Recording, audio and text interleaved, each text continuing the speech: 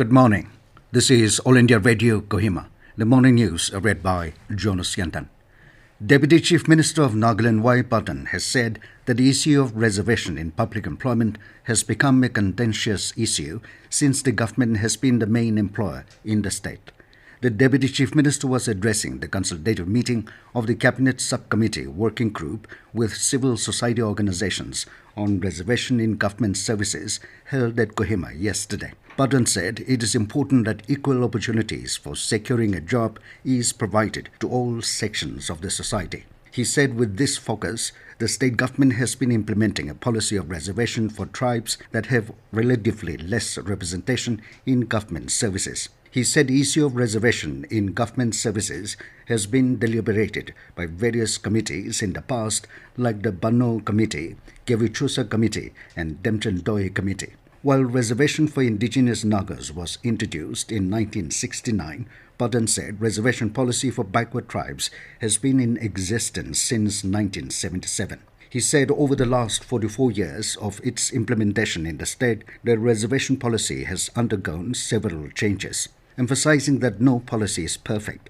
and needs to evolve with time, Bulletin said the government had decided to review the existing reservation policy through the present Cabinet Subcommittee Working Group. He said the consultative meet was held to take on board all stakeholders by listening and taking into consideration their suggestions and opinions so as to arrive at some consensus on the reservation policy and to facilitate the committee in formulating its report to the government. The Deputy Chief Minister expressed hope that the people of Nagaland will appreciate the sincerity of the government and the Cabinet Subcommittee for trying its best to resolve the issues at the earliest possible time. Directorate of Health and Family Welfare said that a total of 41,835 doses of Covishield have been administered across Nagaland till date. According to a press release from the Directorate, 800 senior citizens in the age group of 60 years and above have been vaccinated. 82 beneficiaries with specific comorbidities between 45 and 59 years have also received the first dose of Covishield without any report of adverse effect needing medical intervention. It said all eligible beneficiaries can get registered online through cowin.gov.in, Arokia Setu app, or avail on-site registration at the session sites. The release stated that registration is mandatory for vaccination. Meanwhile, State Immunization Officer Dr. Ritu Tour said that the pandemic is expected to go for years, and with the increase in COVID-19 variants and mutations, there is an urgency to vaccinate the citizens as early as possible. Centre has constituted a 259-member national committee headed by Prime Minister Narendra Modi to commemorate 75 years of India's independence. The committee includes dignitaries and eminent citizens from all walks of life. It will provide policy direction and guidelines for formulation of programs for the commemoration of 75th anniversary of Indian independence at the national and international levels.